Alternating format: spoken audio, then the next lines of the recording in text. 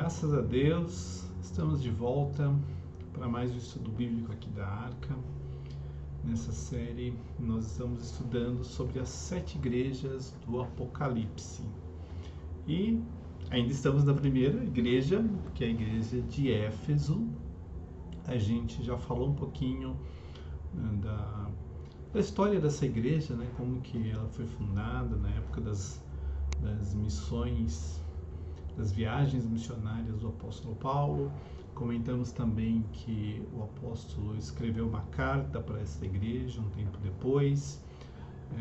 Falamos da cidade de Éfeso, que foi o tema da nossa aula passada, mas hoje a gente vai entrar no texto de Apocalipse, aquilo que Apocalipse fala a respeito desta igreja, a respeito da carta que foi destinada para essa igreja.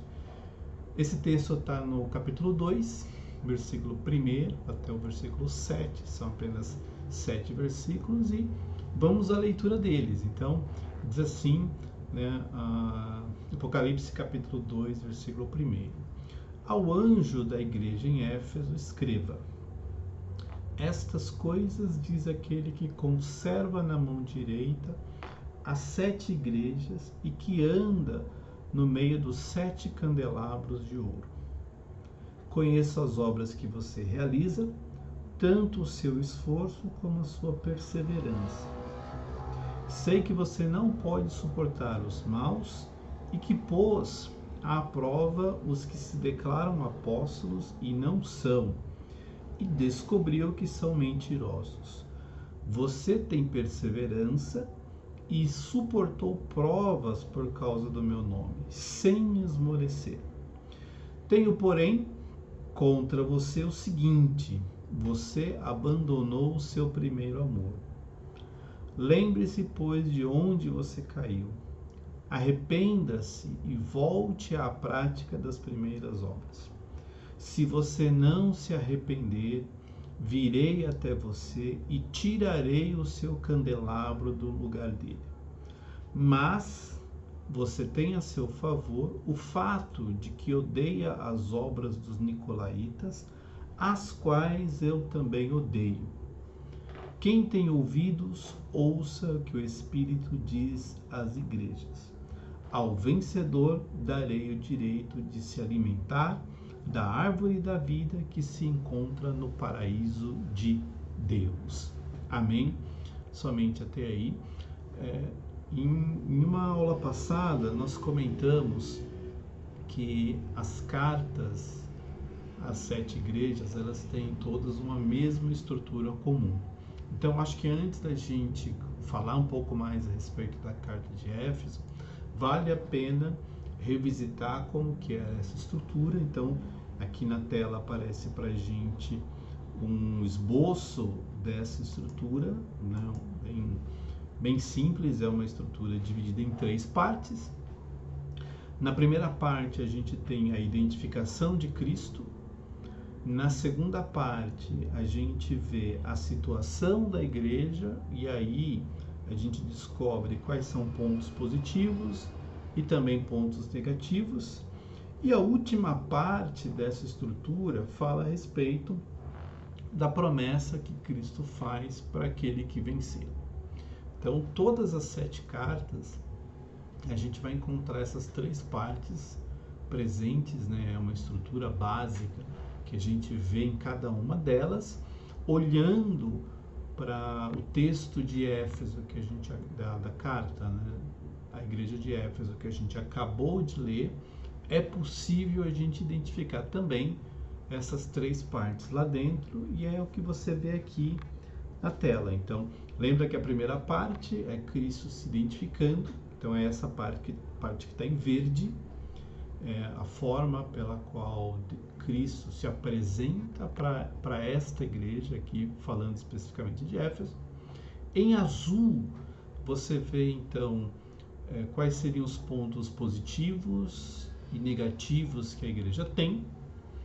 E a parte em vermelho seria então a promessa que Cristo faz para todo aquele que vencer. Então, todas as cartas a gente vai ter essa estrutura básica, e para a carta de Éfeso tá aí como que a gente identifica cada uma dessas partes, exatamente os versículos aonde essas partes são apresentadas.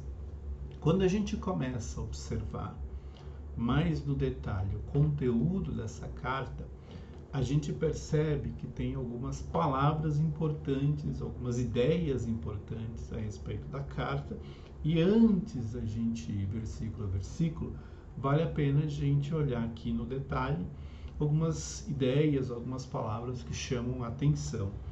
A gente vê nessa carta Cristo falando sobre as 7 estrelas, sobre os 7 candelabros de ouro.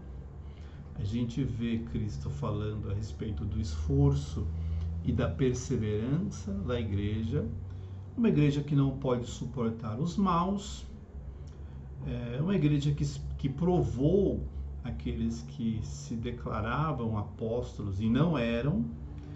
A gente vê de novo a ideia de Cristo falando a respeito da perseverança e do fato de suportar provas. E agora a gente começa a ver uma coisa mais negativa a respeito da igreja, que é a igreja que abandonou o seu primeiro amor. E por conta disso, Cristo exorta para que essa igreja arrependa-se e volte à prática das primeiras obras, porque caso contrário, se não tiver esse arrependimento, Cristo vai tirar o candelabro do lugar dele. E aí, ainda nessa parte 2, a gente vê Cristo falando a respeito da igreja odiar as obras dos nicolaítas, obras que ele também odiava. Então, aqui estão alguns detalhes a respeito dessa carta. Então, vamos entrar agora versículo a versículo e falar um pouquinho mais a respeito disso. Amém? O primeiro versículo a gente vê que é a apresentação de Cristo para a igreja. Ele é aquele que conserva na mão direita as 7 estrelas e que anda no meio dos 7 candelabros. Uma coisa importante, começando a respeito do número 7, que em Apocalipse é um número que aparece em muitas outras passagens também. Não é só aqui nas cartas, a gente vai ver que o 7 é bastante recorrente dentro do livro de Apocalipse. E ele tinha um significado, na verdade, outros números também teriam outros significados, mas a gente vai focalizar aqui bastante na questão do número 7, porque o número 7, ele representa plenitude, representa completude e representa também perfeição. Então, todas as vezes que aparece o número 7, o significado desse número significa uma coisa plena, uma coisa completa, uma coisa que deve ser descrita na sua totalidade e não parcialmente falando. Em alguns momentos, o 7 também vai falar a respeito da perfeição. Então, os 7 candelabros de ouro representam a igreja na sua plenitude, na sua totalidade. É por isso que faz muito mais sentido a gente pensar nas cartas não apenas olhando a igreja local que existia na época em que o Apocalipse foi redigido, mas pensar também na igreja completa, na igreja que transcende o espaço físico, que transcende o tempo, que chega inclusive para os nossos dias. Então, os candelabros, eles representam a igreja, e o fato de ser 7 representa que estamos falando da igreja de uma forma geral, de uma forma completa, não restringindo ao lugar nem a uma determinada época, mas falando de todos os lugares e de todas as épocas. 7 estrelas aqui, elas representam os anjos, que são os mensageiros, E aqui, todo tipo de obra que você pesquisar sempre vai ter a discussão. Você está falando de anjo, ser espiritual, ou você está falando do responsável por aquela igreja. Não faz muita diferença, porque a mensagem não é para o anjo, para o responsável ou para quem quer que represente essa figura. A mensagem é para a igreja. Então é importante que a gente olhe para essas páginas, para esses versículos, na verdade, e a gente não esqueça que Cristo está falando da igreja. Então, para esta igreja, Cristo se apresenta como aquele que conserva na mão direita e que anda no meio dos candelabros. Então, tem duas coisas que representam características importantíssimas da pessoa de Cristo, porque ele é o cabeça da igreja. E como cabeça da igreja, ele é aquele que guarda a igreja. A igreja, por mais que ela seja formada por pessoas falhas, cheia de fraquezas, porque as pessoas são, né, não tem, é super crente, né, todo mundo tem suas falhas. Quem conserva a igreja não são os teólogos não conservam a igreja, não são os bispos, os pastores, eles não conservam a igreja. Aliás, tem muito que até derruba a igreja, mas não vou muito nessa seara.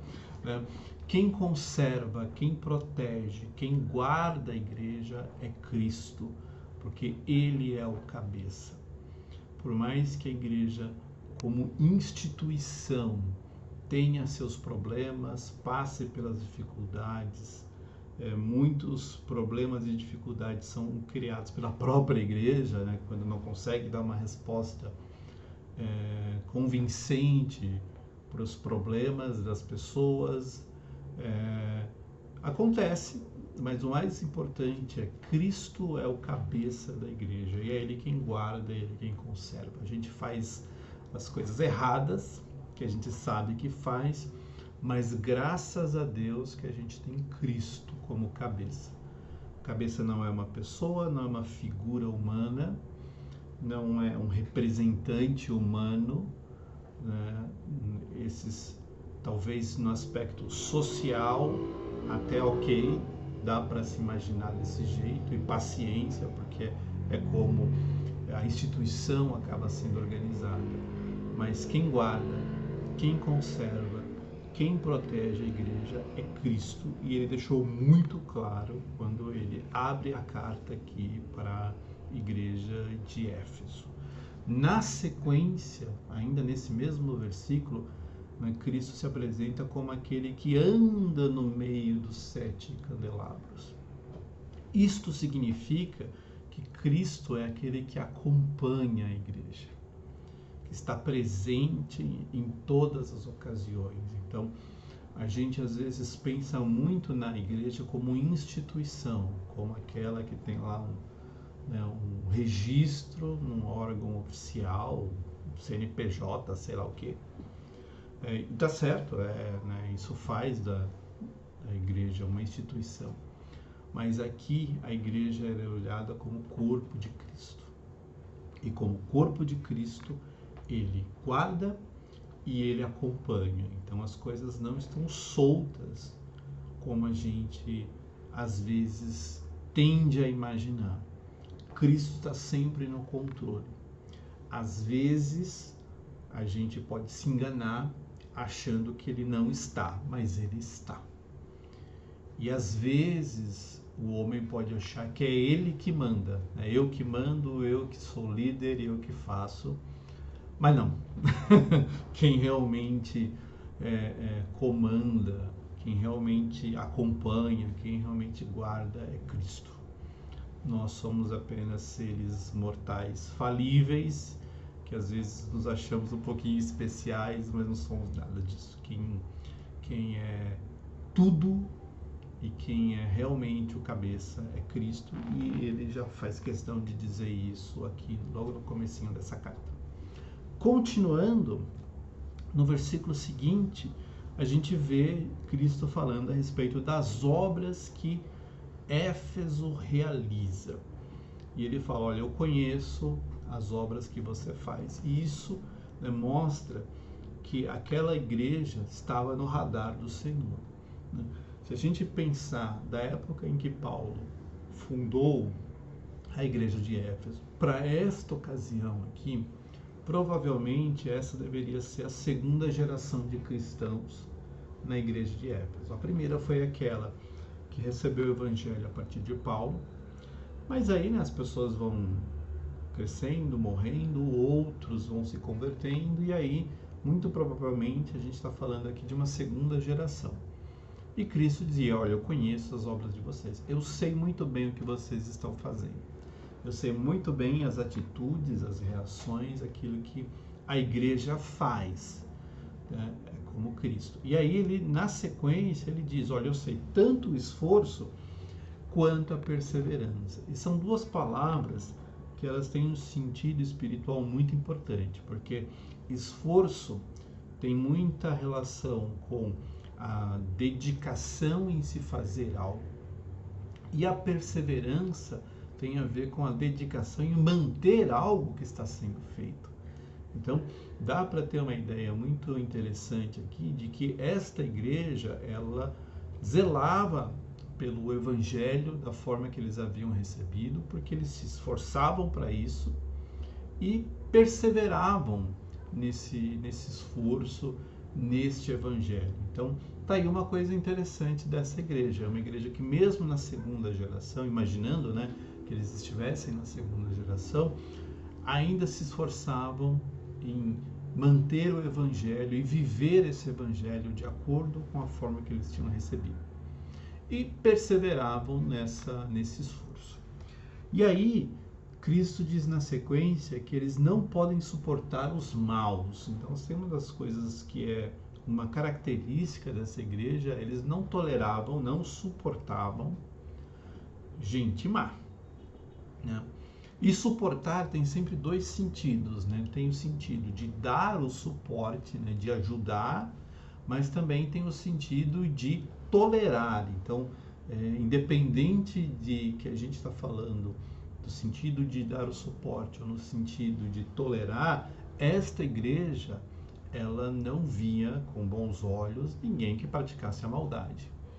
Aqui a gente começa a perceber que essa igreja tinha um certo tipo de zelo pelas coisas boas, pelas coisas corretas, a ponto de que, se alguém estava fazendo uma maldade, né, essa igreja não suportava esse tipo de pessoa.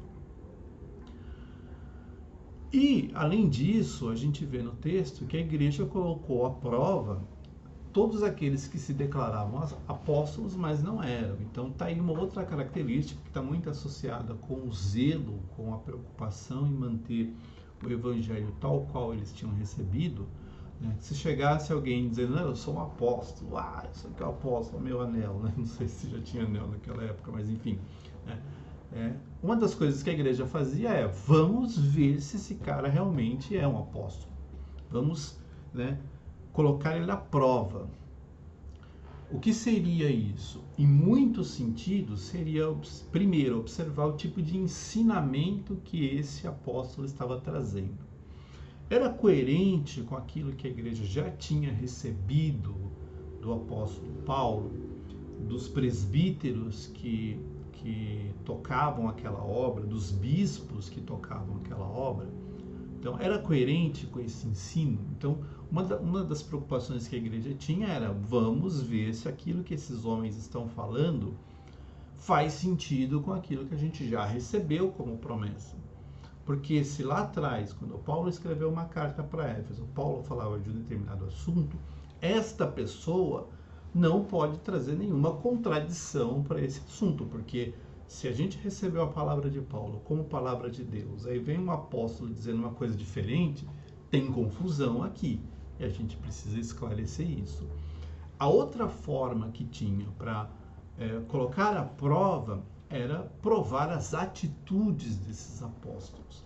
Eles tinham atitudes coerentes, né, de uma pessoa transformada pelo Espírito Santo, a ponto de ser enviado por Cristo para continuar esta obra. Porque se as atitudes não fossem atitudes que demonstrassem a presença do Espírito Santo na vida da pessoa, a presença de o perfil de uma pessoa transformada por Cristo, naturalmente essa pessoa não poderia ser apóstolo, porque eles tinham essa régua, esse critério. E Cristo, ele olha para isso e elogia, fala: olha, vocês colocaram à prova aqueles que se declararam apóstolos e não eram apóstolos, e aí descobriram que eles eram uns mentirosos, né? Então, aqui a gente vê de novo o zelo pela mensagem, pela verdade que eles receberam lá no comecinho. Então, se tinha alguém que não estava alinhado, coerente com esta verdade, não era apóstolo, não era enviado de Cristo. Continuando no versículo 3, você tem perseverança, de novo falando a respeito de perseverança, você tem perseverança, suportou provas por causa do meu nome sem esmorecer. Aqui é um outro elogio para a igreja.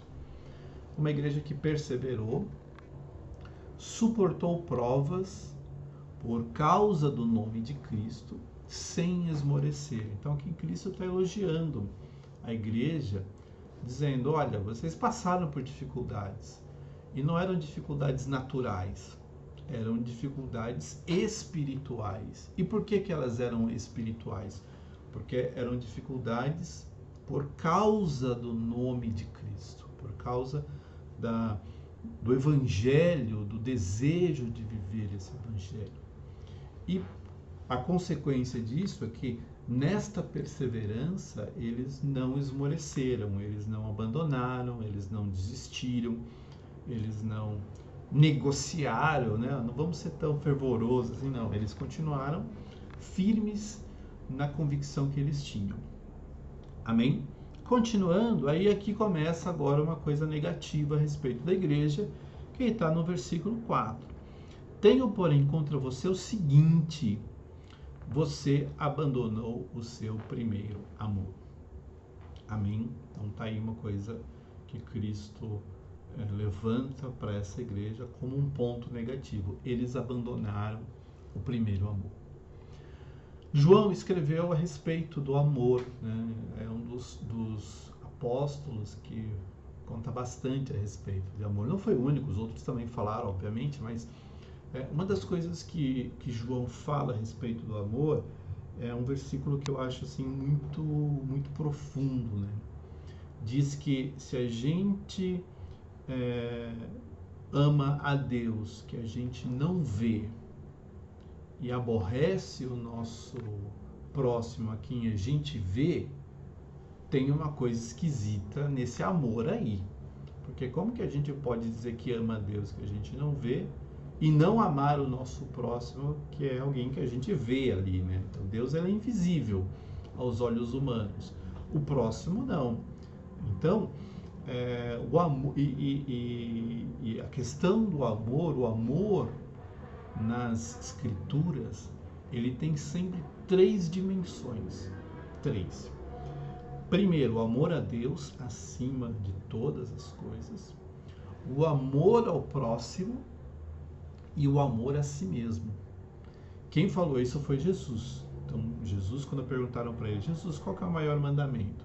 Ele falou: amarás o Senhor teu Deus acima de tudo, do teu entendimento, das tuas forças, do que você tiver.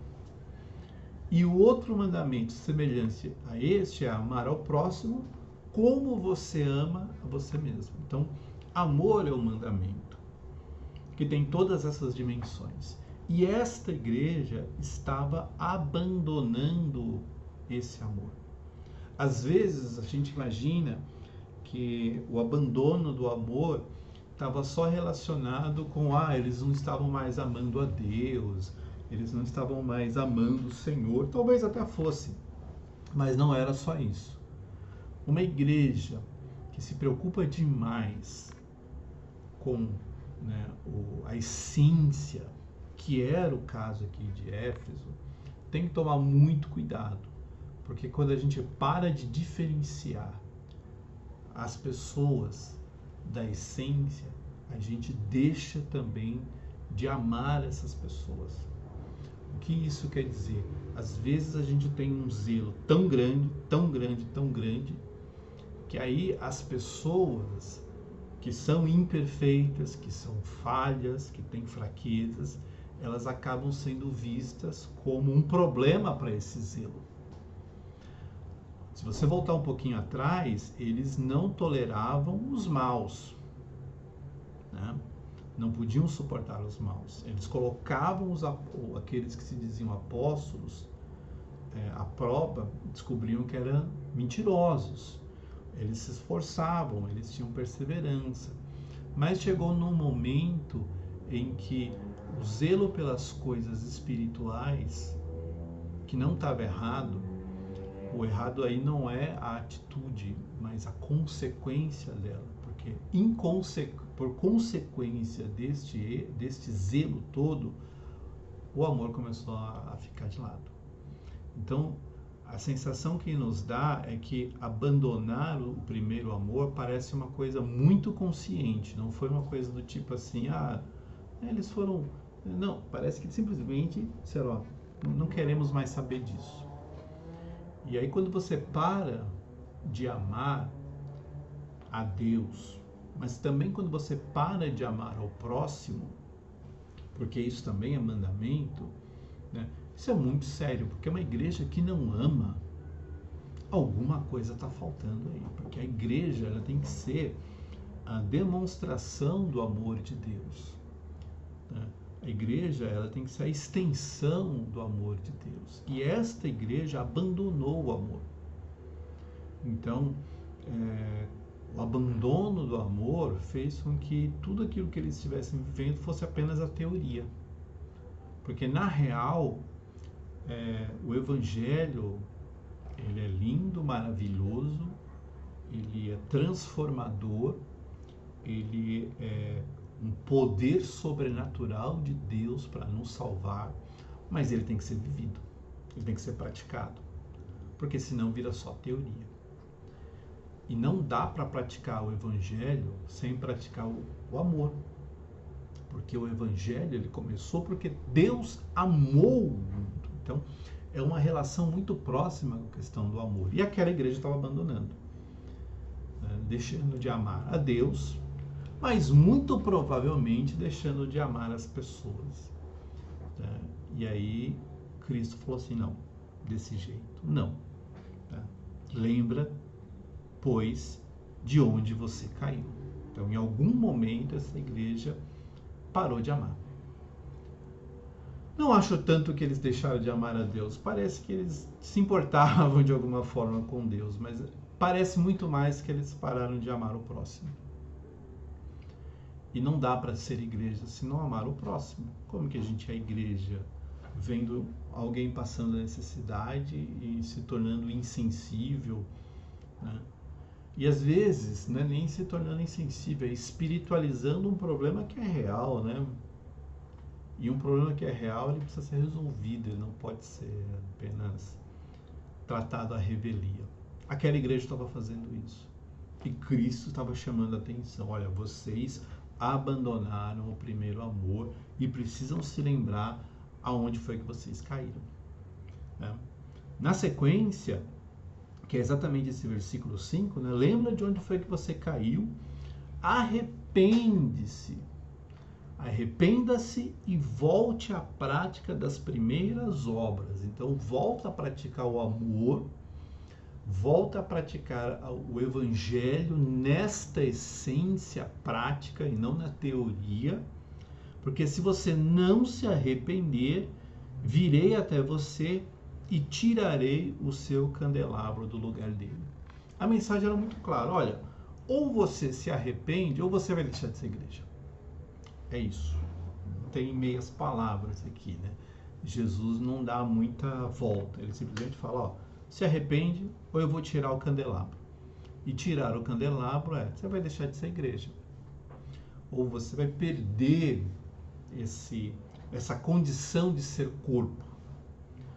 E quando a gente perde a condição de corpo, a gente vira religioso. Porque o religioso ele não é corpo, ele é um ser humano, né, que acha que é o dono da verdade. E parece que era o caminho que essa igreja estava seguindo, né? Eles tinham a verdade e aí eles já começavam a agir como donos da verdade. Mas continuando, mas você tem a seu favor o fato de que odeia as obras dos nicolaítas, as quais eu também odeio.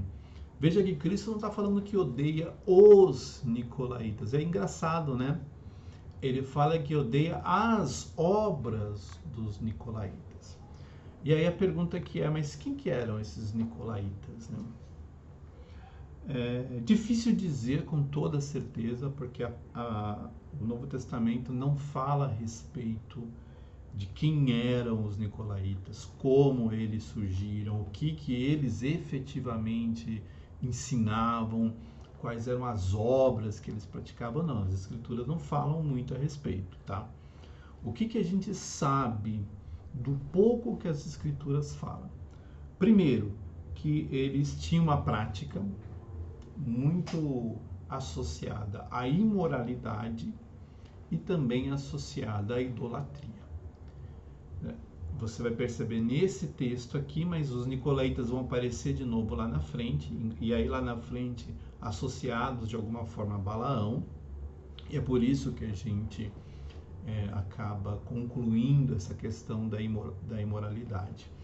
O que dá a entender, né, e aí saindo um pouco das escrituras e pegando mais a respeito da tradição da igreja em outros escritos extra-bíblicos, é que os nicolaítas, eles acreditavam que, já que Cristo nos salvou, já que a gente está garantido, pecar e não pecar não vai fazer diferença nenhuma, porque nós já estamos carimbados para o céu. Então, se você quiser pecar, não tem problema nenhum, né? O pecado não te domina mais, pode fazer, porque ele não vai te destruir. E isso era muito sério, porque imagina, né?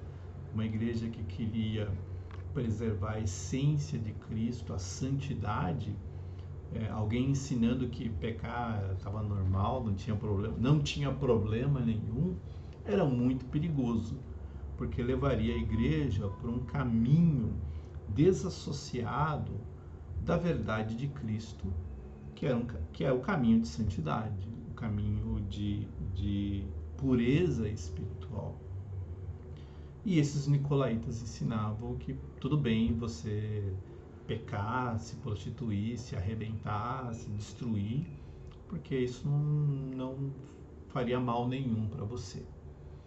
Esse era o ensino deles. Mas aqui a gente vê que a carta fala das obras. Né? E o que são as obras? São as atitudes que eles tinham. Então, como eles ensinavam, eles também praticavam essas coisas. E esta prática era muito perigosa para a igreja, porque contaminava a relação de santidade que a igreja precisava ter com Cristo. E fazia com que eles fossem mais parecidos com as outras religiões que faziam faziam incestos, cometiam todo tipo de atrocidade. E o evangelho não podia ser igual a isso. Não podia ser dessa forma. A igreja de Éfeso tinha isso contra, né? Eles não apoiavam esse tipo de coisa. E era algo que estava certo não apoiar, tanto que o próprio Cristo também disse que ele também não apoiava, né? Também odiava esse tipo de coisa. Agora, em algumas obras, a gente ouve dizer que esses nicolaítas eram seguidores de um homem chamado Nicolau, e este Nicolau era um dos 7 diáconos que a igreja levantou lá no começo de Atos. Não dá para saber, gente, se isso é verdade ou não. Isso aí é extra-bíblico. Então são escritores que falam a respeito disso. A gente não tem uma evidência bíblica, pode ser que sim, pode ser que não. O que é mais correto dizer é Nicolau era um nome comum, que podia ter inclusive em tudo quanto era lugar. Então achar que esse Nicolau, diácono da igreja, criou uma seita chamada Nicolaítas, que pregava a imoralidade, a idolatria, não tem nenhuma base bíblica para a gente assegurar que sim. Também não tem nenhuma base bíblica para a gente dizer que não. A Bíblia não menciona. Quando fala, já fala direto dos Nicolaítas. Se foi esse diácono, se foi um outro Nicolau, se eles receberam o nome por causa de algum Nicolau que existiu lá, não sei. Mas aqui a carta não discute o mérito da seita, mas sim as atitudes e, por trás das atitudes, os ensinamentos que a seita tinha, que eram totalmente equivocados, porque eram idólatras, eram imorais, e a igreja não poderia se contaminar com essas coisas. Para terminar, a gente vê o último versículo, a promessa: ao vencedor darei o direito de se alimentar da árvore da vida que se encontra no paraíso de Deus. Então, a promessa para essa igreja não é uma promessa generalizada. É uma promessa para o vencedor, para aquele que vencia. Aquele que continua desse jeito, aquele que voltar para o primeiro amor, que achar exatamente o ponto em que caiu e voltar. Então, para esse vencedor, vai ganhar o direito de se alimentar da árvore da vida, que está no paraíso de Deus. A mesma árvore da vida, lá da época de Adão, que Deus colocou os querubins para que Adão, seus descendentes, não fossem até esta árvore para se alimentar dela e viver toda a eternidade no pecado. Agora o vencedor vai ter o direito de se alimentar dessa árvore, a árvore da vida. Paramos por aqui. Semana que vem, na próxima aula, a gente vai voltar nessa carta e aí a gente vai trazer esta carta, a mensagem desta carta para a igreja hoje. Nós vamos virar Éfeso e vamos ver o que a gente aprende aqui. Amém? Então, que Deus te abençoe. Espero você na próxima aula, se Deus quiser. Tchau, tchau. Fica com Deus.